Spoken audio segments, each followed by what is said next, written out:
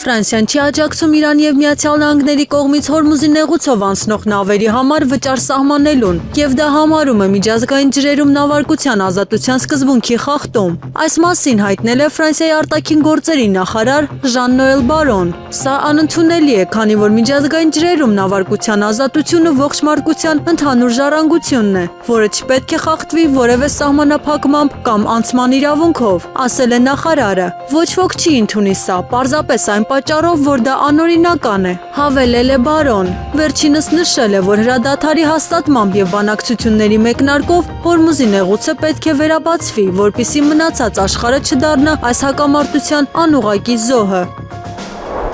ՄԱԿ-ի գլխավոր քարտուղար Անտոնիո Գուտերեշը հայտարարել է, որ Լիբանանի տարածքում Իսրայելի ռազմական հարվածները սպառնում են խաթարել ԱՄՆ-ի եւ Իրանի միջև հրադադարը։ Գլխավոր քարտուղարը խստորեն դատապարտում է ապրիլի 8-ին Իսրայելի կողմից իրականացված զանգվածային օդային հարվածները, որոնց հետևանքով զոհվել եւ վիրավորվել են հարյուրավոր խաղաղ բնակիչներ, այդ թվում երեխաներ եւ վնասվել են քաղաքացիական ենթակառուցվածքները։ Գլխավոր քարտուղարը կտրականապես դատապարտում է քաղաքացիական անձանց կորուստները եւ խորապես մտահոգված է քաղաքացիական զոհերի թվի աճով։ Իրանի եւ Միացյալ Նահանգների միջև հայտարարված հրադադարի լույսի ներքո Իսրայելի Լիբանանում շարունակվող ռազմական գործողությունները լուրջ սպառնալիք են ներկայացնում այդ հրադադարի եւ տարածաշրջանում կայուն եւ համապարփակ խաղաղության հասնելու ջանքերի համար։ Գլխավոր քարտուղարը վերահաստատում է բոլոր կողմերին ուղղված իր կոչը անհապաղ դադարեցնել ռազմական գործողությունները։ Գրավոր հայտարարության մեջ նշել է ՄԱԿ-ի գլխավոր քարտուղարի խոսնակ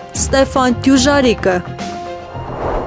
Իտալիայի վարչապետ Ջորջիա Մելոնիի խոսքով ավելի քան 30 երկիր աշխատում է Հորմուզի նեղուցում նավարկության ազատությունը ապահովելու ուղղությամբ։ Մենք արդեն աշխատում ենք այս հարցի շուրջ Միացյալ Թագավորության աջակցությամբ ձևավորված եւ ավելի քան 30 երկրներից բաղկացած երկրների կոալիցիայի հետ, փորձելով ստեղծել անվտանգության պայմաններ, որոնք թույլ կտան լիարժեք վերականգնել նավարկության ազատությունը Հորմուզի նեղուցում։ Մենք կարծում ենք, որ այս ներդրումը կարևոր է բանակցությունների այս փուլում, ասել է վարչապետը։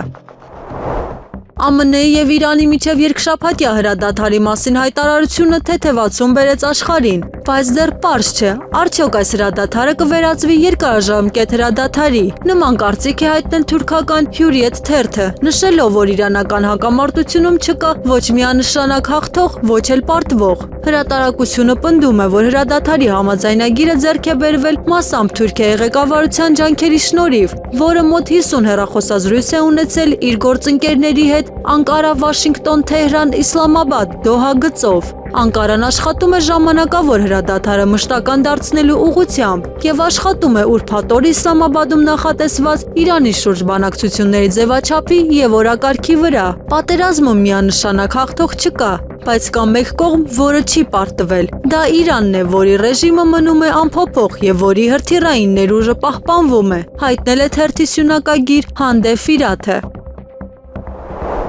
Հայ հեղափոխական դաշնակցության 29-րդ արտահերթ գերագույն ժողովի եզրափակիչ նիստում եւ առաջ կուսակցության համագումարում հաստատվել է Հայաստան կուսակցությունների դաշինքի նախընտրական ցանկի առաջին 3 տասնյակը։ Պատգամավորի թեկնածուների անունների հաջորդականությունը առաջին տասնյակում հետևյալն է. Ռոբերտ Քոչարյան, Իշխան Սաղաթելյան, Աննա Գրիգորյան, Սևակ Խաչատրյան, Արթուր Խաչատրյան, Կրիստինե Վարդանյան, Աղվան Վարդանյան, Գեգամ Մանուկյան, Ագնեսա Խամոյան, Լևոն Քոչարյան։ Ադրբեջանից Հայաստան ներկրվող դիզվառելիքը սկզբում է ժաներ 410 դրամ, հիմա արդեն 420-ից 425 դրամ, որոշակի լցակայաններ վաճառում են անգամ 450 դրամով։ Այս մասին ասել է Մրցակցության և սպառողների պաշտպանության հանձնաժողովի նախագահ Գեգամ Գևորգյանը։ Լեմկինի անվան ինստիտուտը դատապարտել է Հայոց ցեղասպանության թանգարան ինստիտուտի տնօրեն Էդիտա Գզոյանի հարկադիր հրաժարականը։ Նրա հարկադիր հրաժարականը վկայում է վարչապետ Նիկոլ Փաշինյանի կողմից ավելի ու ավելի որդեգրվող ավտորիտար քաղաքական ոճի, ինչպես նաև պատմական հիշողության քաղաքականացման մասին, հատկապես այն ամենի, ինչը վերաբերում է հայերի դեմ իրականացված ցեղասպանություններին, ասված է հայտարարության մեջ։ ԱՄՆ նախագահ Դոնալդ Թրամփի տարօրինակ սպառնալիքները հին իրանական քաղաքակրթության դեմ ցույց են տալիս ոչ թե ուժ, այլ հուսահատություն։ Նման հայտարարությամբ հանդես է եկել Թուրքմենստանում Իսլամական Հանրապետության դեսպան Ալի Մոջթաբա Ռուզբեհանին։ Դոնալդ Թրամփի տարօրինակ սպառնալիքները հին իրանական քաղաքակրթության դեմ ցույց են տալիս ոչ թե ուժ, այլ հուսահատություն այն ազգի առջև, որի արմատները դարեր են ի վեր։ Այսօր Իրանի ռազմական հզորությունը ստիպել է հակառակորդին քաղաքականապես նահանջել։ ԱՄՆ-ի կողմից Իրանի առաջարկած 10 կետանոց շրջանակի հիման վրա հրադադարի համաձայնությունը վկայում է թշնամու կապիտուլյացիայի մասին Թեհրանի օրինական պահանջների առջև, հայտնել է դիվանագետը։ Լիբանանում Իսրայելի կողմից իրականացված հարվածների հետևանքով զոհվել է ավելի քան 250 մարդ, վիրավորվել ավելի քան 1100-ը, հաղորդում է Ալ Ջազիրան, հղում անելով Լիբանանի քաղաքացիական պաշտպանության ծառայությանը։ Ավելի վաղ Լիբանանի առողջապահության նախարարությունը հայտնել էր, որ Լիբանանում Իսրայելի կողմից իրականացված հարվածների հետևանքով զոհվել է 112 մարդ, վիրավորվել 837-ը։ Լիբանանի քաղաքացիական պաշտպանության տվյալներով տեղի ունեցած հարձակումների հետևանքով զոհվել է առնվազն 254 մարդ, եւս 1165-ը վիրավորվել է, ասվում է հայտարարության մեջ։ Իմ եւ Ռուսաստանի Դաշնության նախագահի միջև կուլիսային հանդիպում տեղի չի ունեցել, աշխատանքային ճաշ է տեղի ունեցել եւ մենք զրուցել ենք բարեկամաբար։ Կառավարության նիստից հետո լրագրողների հետ զրույցում ասել է վարչապետ Նիկոլ Փաշինյանը, անդրադառնալով Ռուսաստանի Դաշնության նախագահ Վլադիմիր Պուտինի հետ իր վերջին հանդիպմանը։ Ես այցը շատ հաջող եմ գնահատում, մյուս բոլորն ազատ են իրենց գնահատականների մեջ։ Ինչ վերաբերում է Վլադիմիր Պուտինի հետ տետ-ա-տետ հանդիպմանը, մենք պայմանավորվել ենք մեր հետագա հանդիպումների մասին։ Պայմանավորվել ենք բարձր մակարդակով հանդիպում հունիսի երկրորդ կեսին, ասել է Փաշինյանը։ Նիկոլ Փաշինյանն անդրադարձել է նաև հարցին, թե իր թիմակից Հայկ Սարգսյանը մեղադրանքներ է հնչեցնում բարձրաստիճան պաշտոնյաների հասցեին, խոսելով բանակի մասին։ Մնացածը ով ինչ քաղաքական նկատառումով կասի, ինձ համար կարևոր են զինվորները, նրանց ծնողները եւ նրանց ծնողների արձագանքը։ Բայց դա չի նշանակում, որ բանակում խնդիրներ չկան։ Աշխարհում տենց բանակ չկա, որտեղ խնդրեմ չկա։ Աշխարհում տենց երկիր չկա, որտեղ խնդիրներ չկա։ Բայց Հայաստանի Հանրապետության անվտանգության խորհուրդը եւ կառավարությունը, պաշտպանության նախարարությունը ընդունել է բանակի կերպափոխման տեսլականը, եւ այդ տեսլականը ռազմավարությունը հայեցակարգը քայլ-քայլ իրականացվում է եւ իրագործվում է։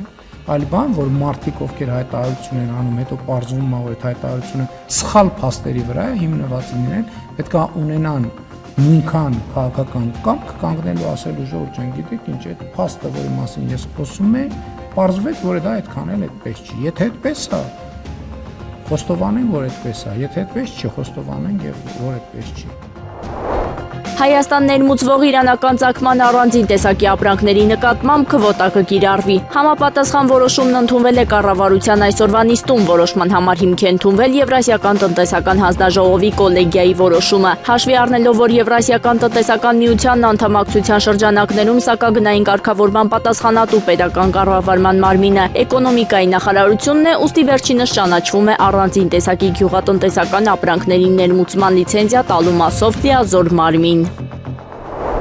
Հայաստան-Իրան ռազմավարական գործընկերություն պետությունների միջև եւ արժեքային ընդհանրություն ժողովուրդների միջև։ Այս մասին հրապարակում է կատարել Միասնություն շարժման ղեկավար Արման Վարդանյանը։ Նա մասնավորապես նշել է. «Վերջին օրերի լարված իրադարձությունների ֆոնին ցանկանում եմ սկսել ամենակարևորից։ Իրանի եւ Միացյալ Նահանգների միջև ձեռք բերված ժամանակավոր հրադադարի վերաբերյալ համաձայնությունը կարևոր քայլ է, ուղղված տարածաշրջանային լարվածության նվազեցմանը եւ հնարավոր էսկալացիաների կանխմանը, սակայն կա ավելի խորքային եւ էական իրողություն։ Օրեր առաջ պատիվ ունեցա հյուրընկալելու Հայաստանում Իրանի Իսլամական Հանրապետության նորանշանակ արտակարգ եւ լիազոր դեսպան Խալիլ Շիրղոլամիին։ Հանդիպումը անցավ բաց, անկեղծ եւ բովանդակային մթնոլորտում։ Քննարկեցինք տարածաշրջանային օրակարգի առանցքային հարցեր, Հարավային Կովկասի անվտանգության ճարտարապետությունից մինչև հայ-իրանական ռազմավարական համագործակցության խորացման հեռանկարները, հատկապես աճող աշխարհաքաղաքական լարվածության պայմաններում։ Այս մակարդակի դիվանագետի նշանակումը Երևանում հստակ ազդակ է, որ Իրանը իր արտաքին քաղաքական առաջնահերթություններում առանձնահատուկ տեղ է հատկացնում հայկական ուղղությանը։ Ուրախությամբ ուզում եմ նշել նաև, որ իմ լավ բարեկամը Հայաստանում Իրանի նախկին դեսպան Մեհդի Սոհբանին նշանակվել է Իրանի արտաքին գործերի նախարարի տեղակալի պաշտոնում։ Սա նրա բարձր պրոֆեսիոնալիզմի եւ հայ-իրանական հարաբերությունների զարգացման գործում ունեցած ներդրման արժանի գնահատականն է։ Վստահ եմ նա նոր պաշտոնում եւս կշարունակի ամրապնդել փոխադարձ հարգանքի եւ ռազմավարական գործընկերության ընկերության վրա հիմնված օրակարգը։ Հայ-իրանական հարաբերությունները ավելին են, քան պարզապես դիվանագիտական կապերը։ Մեզ միավորում է ոչ միայն աշխարհագրությունը, այլև հիմնարար շահերի համընկնումը, անվտանգության, ինքնիշխանության եւ տարածաշրջանային հավասարակշռության պահպանման հարցերում։ Իրանում հայկական համայնքը շարունակում է կարևոր կամուրջ լինել մեր ժողովուրդների միջև, լինելով Իրանի հասարակական կյանքի լիարժեք եւ ինտեգրված մաս, միաժամանակ պահպանելով իր ազգային ինքնությունը։ Չնայած արկա ճնշումներին, ակնհայտ է, որ Իրանը թևակողել է մի փուլ, որը հեռանկարում միայն ուժեղացնելու է նրա ազդեցությունն ու դերը տարածաշրջանում։ Հետևաբար Հայաստանը պետք է ոչ միայն պահպանի հայ-իրանական համագործակցության ներկայիս մակարդակը, այլև այն հետևողականորեն խորացնի, վերաիմաստավորի եւ բարձրացնի երկարաժամկետ ռազմավարական գործընկերության աստիճանի։ Հայ-իրանական գործընկերությունը պետք է դառնա կայուն ռազմավարական դաշինքի օրինակ, որտեղ համընկնում են պետությունների շահերը եւ ժողովուրդների արժեքները, նշել է Արման Վարդանյանը։ Իրանի խորհրդանի խոսնակ Մոհամմադ Բաղեր Ղալիբաֆը կարծում է, որ անտրամաբանական է երկխոսություն սկսել Միացյալ Նահանգների հետ, երբ Վաշինգտոնը խախտել է համաձայնագրի մի քանի կարևոր կետեր, նույնիսկ արդեն բանակցություններից առաջ։ Խոսնակը նշել է, որ խախտումների թվում են Լիբանան ներխուժումը, Իրանի օդային տարածքի խախտումը եւ Իսլամական Հանրապետության կողմից ուրանի հարստացման իրավունքի մերժումը։ Բանակցությունների մեկնարկից առաջ խախտվել են հրադադարի համաձայնագրի 3 հիմնական կետեր։ Այս պայմաններում երկկողմ հրադադարական բանակցությունները անտրամաբանական են, եզրափակել է Ղալիբաֆը։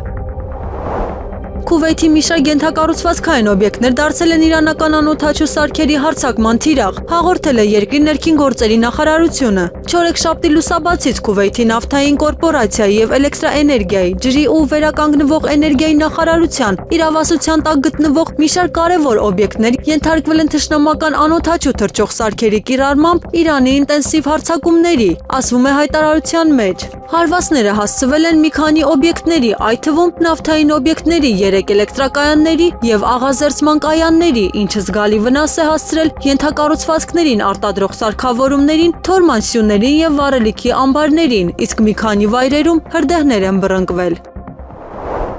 ԱՄՆ պաշտպանության նախարար Փիթ Հեքսեթը հայտարարել է, որ Իրանի կողմից ԱՄՆ ռազմածովային ուժերի Աբրահամ Լինքոլն ավիակրի ուղղությամբ արձակված հրթիռներն ու անօդաչու թռչող սարքերը չեն հասել իրենց նշանակետերին։ Իրանը հարյուրավոր հրթիռներ եւ անօդաչու թռչող սարքեր արձակեց մեր ավիակրի վրա։ Նրանք տարված էին դրանով, բայց նույնիսկ մոտ չեկան։ Այդ հրթիռներից յուրաքանչյուրը հեշտությամբ խոցվեց մղոն հեռավորությունից, ասել է նախարարը։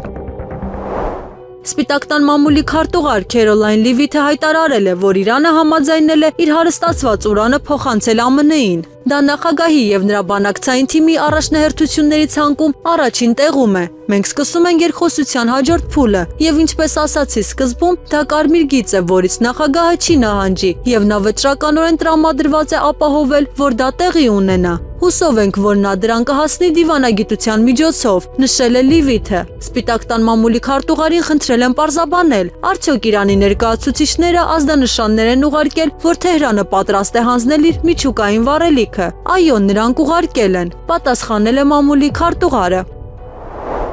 Ռուսաստանի Դաշնության արտաքին գործերի նախարարության ներկայացուցիչ Մարիա Զախարովան անդրադառնալով հայ-ռուսական հարաբերություններին վերաբերող հարցին եւ Հայաստանի ընտրական գործընթացում ռուսական կողմի դիրքորոշմանը հայտնել է. Հարցը մանրամասն քննարկվել է Ռուսաստանի Դաշնության նախագահի եւ Հայաստանի Հանրապետության վարչապետի միջև։ Ապրիլի 1-ին Նիկոլ Փաշինյանի Մոսկվա կատարած աշխատանքային այցի ընթացքում տեղի ունեցած վերջին հանդիպման ժամանակ Հայաստանում սպասվող ընտրությունների համատեքստում ընդգծվել է ռուսական կողմի սկզբունքային դիրքորոշումը։ Մենք չենք միջամտում այլ պետությունների ներքաղաքական գործերին։ Սա սկզբունքային դիրքորոշում է, եւ մենք Հայաստանում ունենք համակարգ, հատուկ հարաբերություններ, որոնք ձևավորվել են դարերի ընթացքում։ Մեզ միավորում է բազմազան կապերով հսկայական զանգված պատմություն, այդ թվում ընդհանուր քաղաքակրթություն։ Ռուսաստանը 2 միլիոնանոց հայկական սփյուռքի հայրենիք է, եւ Հայաստանը ունի բազմաթիվ քաղաքական ուժեր, որոնք պատրաստ են մեզ հետ կառուցողական համագործակցությանը, որովհետև դա նրանց պատմական էության մասն է։ Այդ կապերը պարզապես չեն կարող կտրվել, լքվել կամ այլ կերպ խզվել։ Հաշվի առնելով սա, մենք բնականաբար չենք կարող անտեսել հանրապետությունում տեղի ունեցող գործընթացները եւ հույս ունենալ, որ ռուսական ուժերը կկարողանան ազատորեն մասնակցել Հայաստանի քաղաքացիների կամքի արտահայտմանը։ Այսինքն մենք կրկին չենք խոսում ներքին գործերին միջամտելու մասին, մենք հիմա քննարկում ենք։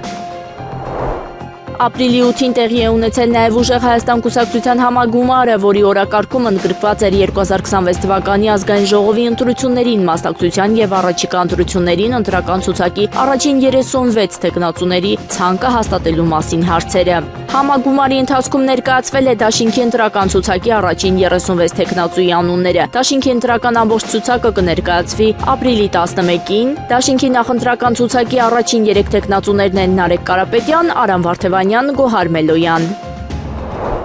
Իրանի խորհրդարանի խոսնակ Մոհամմադ Բաղերի Ղալիբաֆը նշանակվել է Իսլամաբադում ԱՄՆ-ի հետ բանակցությունների համար Իրանի պատվիրակության ղեկավար։ Այս մասին հայտնում է Իսնալ լրատվական գործակալությունը։ Լրագրողների տվյալներով փոխնախագահ Ջեյդի Վենսը կլինի ամերիկյան կողմի գլխավոր բանակցողը։ Իրանի փոխնախագահ Մոհամմադ Ռեզա Արեֆը հայտարարել է, որ սկսվել է Իսլամական Հանրապետության դարաշրջանը։ Այսօր պատմության մեջ մի էջ է շրջվել։ Աշխարհը ողջունում է իշխանության նոր բևեռը։ Մեկնարկել է Իրանի դարաշրջանը, հայտնել է փոխնախագահը։ Ռուսաստանը հանդես է եկել Մերձավոր Արևելքում իրավիճակի կարգավորման օգտին, ընդգծելով, որ խաղաղությունը պետք է ապահովի բոլոր կողմերի շահերի պահպանմամբ։ Այս մասին հայտարարել է Ռուսաստանի արտաքին գործերի նախարար Սերգեյ Լավրովը։ Նրա խոսքով ներկայում փոխվում է աշխարհաքաղաքական իրավիճակը եւ այդ պայմաններում կարեւոր է հասնել տարածաշրջանի կայունացման, հիմնված բոլոր երկրների շահերի հավասարակշռության վրա։ Մենք ցանկանում ենք Մերձավոր Արևելքի խաղաղեցում, ներառելով ինչպես Իրանի, այնպես էլ նրա հարևանների շահերը, նշել է Ռուսաստանի Դաշնության արտաքին գործերի նախարարը։ ԱՄՆ պաշտպանության նախարար Փիթ Հեքսեթը հայտարարել է, որ Իրանը դիմել է Վաշինգտոնին, խնդրելով դադարեցնել ռազմական գործողությունները։ Հեքսեթի խոսքով Իրանը տասնամյակներ շարունակ սպառնալիք է եղել ԱՄՆ-ի համար, սակայն իրավիճակը փոխվել է ԱՄՆ նախագահ Դոնալդ Թրամփի ղեկավարությամբ։ Իրանը աղաչում էր հրադադար եւ դա բոլորին հայտնի է, նշել է Պենտագոնի ղեկավարը։ Ռուսաստանի անվտանգության խորհրդի փոխնախագահ Դմիտրի Մեդվեդևը մեկնաբանել է ԱՄՆ-ի եւ Իրանի միջև հակամարտության ընթացքում հրադադարի ռեժիմը։ ԱՄՆ-Իրան հակամարտությունը դադարեցված է, ինչպես եւ կանխատեսվում էր, երկու կողմերն էլ հաղթանակ հայտարարեցին։ Ուրեմն ով հաղթեց, առաջին հերթին առողջ բանականությունը, որի հանդեպ հավատը լրջորեն խաթարվեց Սպիտակ տան հայտարարություններով, իրանական քաղաքակրթությունը մեկ օրում ոչնչացնելու մասին, ասել է քաղաքական գործիչը։ Նա նշել է, որ այն փաստը, որ ԱՄՆ նախագահ Դոնալդ Թրամփը համաձայնել է 10 կետանոց ծրագրին, հաջողություն է իրանցիների համար։ Վերջինիս խոսքով միակ հարցը այն է, արդյոք Վաշինգտոնը կհամաձայնի դրան, չէ՞ որ ԱՄՆ-ի արչև դրած պահանջները ներառում են Իրանին հասցված վնասի փոխհատուցում, միջուկային ծրագրի շարունակություն եւ Թեհրանի վերահսկողություն Հորմուզի նեղուցի նկատմամբ, որը մեծ նշանակություն ունի Թրամփի համար։ Առաջին նավերը Հորմուզի նեղուցով մտել են Օմանի ծոց ապրիլի 8-ի առավոտյան, ԱՄՆ-ի եւ Իրանի միջև ժամանակավոր հրադադարի մասին հայտարարությունից հետո, հայտնում է Marine Traffic նավերի հետևման ծառայությունը։ Ծառայության տվյալներով հունական Angie Earth բեռնատար նավը նեղուցահատել է ժամը 8:44-ին, Երևանի ժամանակով 12:24-ին եւ այժմ գտնվում է Օմանի ծոցում։ Լիբերիայի դրոշի ներքո նավարկող նավը մեկնել է Իրանի Բանդար Աբաս նավահանգստից եւ նեղուցով անցել ժամը 6:59-ին, Երևանի ժամանակով ժամը 10:59-ին։ Ծառայությունը նաև նշել է, որ Պարսից ծոցում ներկայումս գտնվում են մի քանի 100 նավեր, այդ թվում 426 տանկեր եւ ավելի քան 50 գազատար։ Իրանին ԱՄՆ-ի եւ Իսրայելի հետ հակամարտության ընթացքում պատճառված վնասները կփոխհատուցվեն ստեղծված հատուկ ներդրումային հիմնադրամից, հաղորդում է իրանական Ֆարս լրատվական գործակալությունը, հողումանելով Թեհրանի կողմից ներկայացված հրադադարի պայմանների ամբողջական տեքստին ծանոթ աղբյուրին։ Հրադադարի վերջնական շրջանակը սահմանող ծրագիրը ներառում է վնասի փոխհատուցում ազգային ներդրումային հիմնադրամի ստեղծման միջոցով, ասվում է հայտարարության մեջ։ Այս հիմնադրամի կառուցվածքի կամ կառավարման վերաբերյալ դեռևս տեղեկություններ չկան։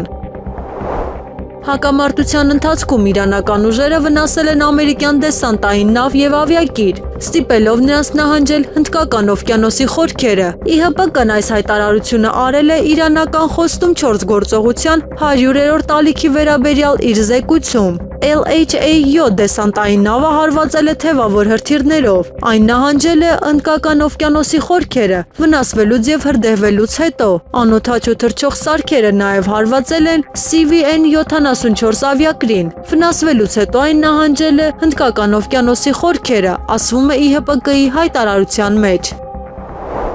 Հունիսի 7-ի ընտրապայքարին ընդդիմադիրները պատրաստվում են մասնակցել ամենաանհավանական դաշինքներով։ Եվրամեդիա 24-ի տեղեկություններով առաջիկայում կազդարարվի նոր ու անսպասելի դաշինքի ձևավորման մասին։ Ըստ տեղեկությունների Վարդան Ղուկասյանի ԴՕԿ կուսակցության հետ դաշինք ձևավորելու մասով քննարկումներ են անցկացնում ազգային ժողովի նախկին նախագահ հայ պետական քաղաքական գործիչ Կարեն Դեմիրճյանի որդին։ ՀԺԿ առաջնորդ Ստեփան Դեմիրճյանը, որը ՀԺԿ երկարամյա ղեկավարն է եղել, 2003 թվականի նախագահական ընտրությունների ժամանակ եղել է հիմնական ընդդիմադիր թեկնածուն։ Վարդան Ղուկասյանի գլխավորած քաղաքական ուժի հետ բանակցություններ է վարում նաև ԱԻՄ առաջնորդ Պարույր Հայրիկյանը։ Մեր աղբյուրի փոխանցմամբ կողմերն արդեն իսկ եկել են համաձայնության եւ առաջիկայում կհայտարարեն միավորման մասին։ Ուժերի հետ բանակցությունները վարում է ԴՕԿ կուսակցության շտաբի պետ Լևոն Բաղդասարյանը։ Հիշեցնենք, որ առաջիկա խորհրդարանական ընտրությունները նախատեսված են 2026 թվականի հունիսի 7-ին։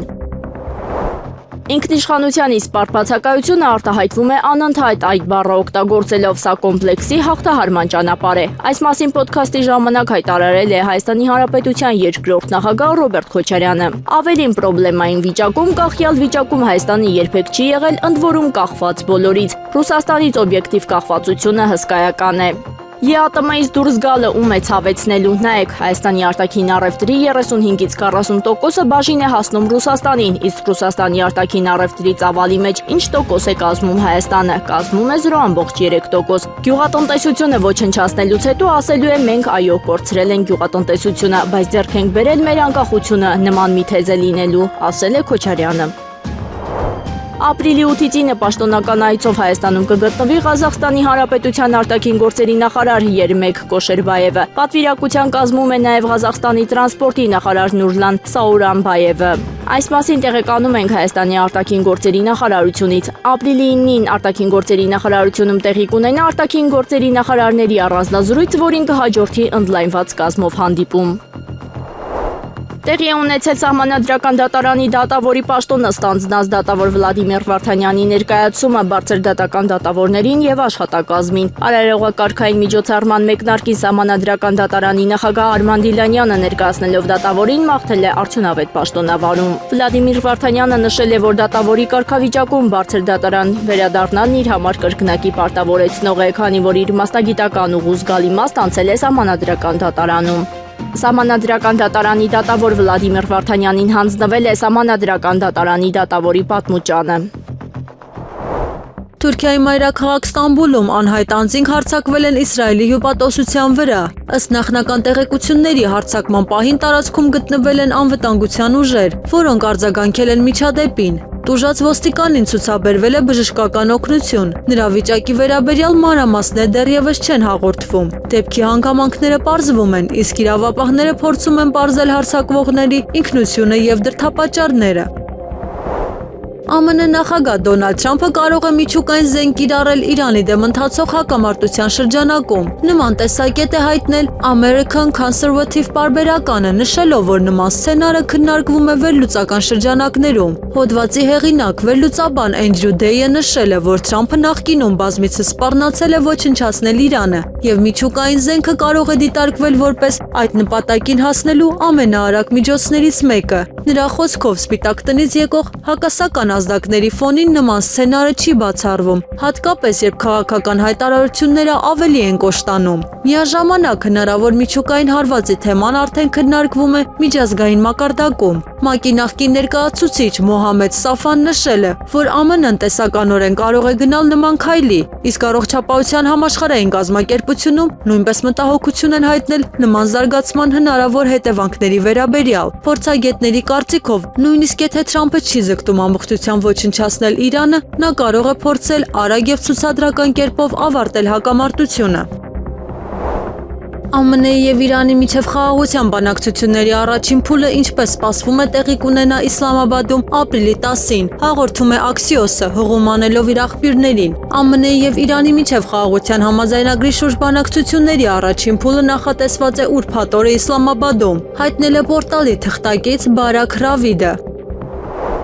ԱՄՆ փոխնախագահ Վենսը, նախագահի հատուկ դեսպանոր Սթիվ Ուիթքոֆը եւ Սպիտակ տան փեսան Ջարեդ Քուշները կմասնակցեն Իսլամաբադում կայանալիք ԱՄՆ-Իրան բանակցություններին, հաղորդել է CNN News-ը, հղում անելով ԱՄՆ վարչակազմի պաշտոնյաներին։ Ակնկալվում է, որ նրանք կմասնակցեն Իսլամաբադում կայանալիք Իրանի հետ խաղաղության բանակցություններին։ Աղբյուրների համաձայն Իսլամաբադում ԱՄՆ-Իրան բանակցությունները կանցկացվեն Պակիստանի ներկայացուցիչների ներկայությամբ, որոնք կգործեն որպես միջնորդներ։ Իսլամաբադը կարող է ավելացվել Վենսի արտասահմանյան ուղղության ծրագրին, ով այժմ գտնվում է Հունգարիայում։ Պակիստանի վարչապետ Շահբազ Շարիֆը Իրանի եւ ԱՄՆ պատվիրակություններին հրավիրել է Իսլամաբադ ապրիլի 10-ին բանակցություններ վարելու համար։ Հյուսիսային Կորեան մի քանի կարճեռահարության բալիստիկ հրթիռներ է արձակել դեպի Ճապոնական ծով, հաղորդում է Yonhap-ը, հղում անելով Հարավային Կորեայի շտաբների պետերի միացյալ կոմիտեին։ Հոդվածում պարզաբանվում է, որ հրթիռները արձակվել են ապրիլի 8-ի առավոտյան Հյուսիսային Կորեայի հյուսիսում գտնվող Վոնսան շրջանից։ Դրանք թռել են մոտավորապես 240 կիլոմետր։ Սա Հյուսիսային Կորեայի կողմից տարեսկզբից ի վեր 4-րդ հաստատված բալիստիկ հրթիռի արձակումն է, ընդգծել են հոդվածի հեղինակները։ Իրանը դեռևս վերջնական որոշում չի կայացրել Միացյալ Նահանգների հետ բանակցությունների պատվիրակության ղեկավարի վերաբերյալ, հաղորդում է Tasnim լրատվական գործակալությունը, հղում անելով իր աղբյուրներին։ Ավելի վաղ Իսնա լրատվական գործակալությունը հայտնել էր, որ Իրանի խորհրդարանի խոսնակ Մոհամմադ Բաղեր Ղալիբաֆը նշանակվել է Իսլամաբադում ԱՄՆ-ի հետ բանակցությունների պատվիրակության ղեկավար։ Հորմուզի նեղուցով անցումը հնարավոր կլինի Իրանի եւ նրա հակառակորդների միջև հրադադարի հաստատումից 2 շաբաթվա ընթացքում, հայտարարել է Իրանի արտաքին գործերի նախարար Աբբաս Արաղչին։ Հորմուզի նեղուցով անվտանգ անցումը հնարավոր կլինի 2 շաբաթվա ընթացքում, Իրանի զինված ուժերի հետ համակարգված աշխատանքի շնորհիվ եւ արկա տեխնիկական սահմանափակումները հաշվի առնելով, ասել է նախարարը։ Նա հավելել է, որ եթե Իրանի վրա հարձակումները դադարեն, Իսլամական Հանրապետության զինված ուժերը նույնպես կդադարեցնեն իրենց պաշտպանական հարձակումները։ Թրամփը հայտարարել է, որ համաձայնել է Իրանի կողմից առաջարկված մի շարք պայմանների, որոնք կարող են հիմք դառնալ զինադադարի բանակցությունների համար։ Թեհրանը ներկայացրել է 10 պահանջ, որոնց թվում են փոխադարձ չհարձակման պարտավորություն, Հորմուզի նեղուցի նկատմամբ վերահսկողության պահպանում, ուրանի հարստացման իրավունքի ճանաչում եւ բոլոր տեսակի պատժամիջոցների վերացում։ Բացի այդ, պահանջների շարքում նշվում են ԱՄՆ զորքերի դուրսբերումը տարածաշրջանից, ՄԱԿ-ի որոշ սահմանափակումների վերացում եւ Իրանի համար փոխհատուցումների տրամադրում։ Եղանակը առաջիկա օրերին։ Ապրիլի 9-ից 13-ը ժամանակ առ ժամանակ շրջանների զգալի մասում սպասվում են տեղումներ լեռնային եւ առանձին նախալեռնային գոտիներում ապրիլի 9-ից 10-ը, 12-ից 13-ը ձյան եւ թացձյան, հովտային գոտիներում անձրևի տեսքով, առանձին վայրերում սպասվում է ամպրոպ, քամին հարավ-արևմտյան 2-ից 5 մետր վարկյան։ Ապրիլի 9-ից 10-ն առանձին շրջաններում սպասվում է քամուշ գնացում 24-ից 27 մետր վարկյան արագությամբ, լեռնային գոտիներում բուք, ցածր հորիզոնական տեսյալ ճանապարհների մերկասառույց, օդի ջերմաստիճանն ապրիլի 9-ից 3-ը 10-ի գիշերը կնվազի 5-ից 7 աստիճանով։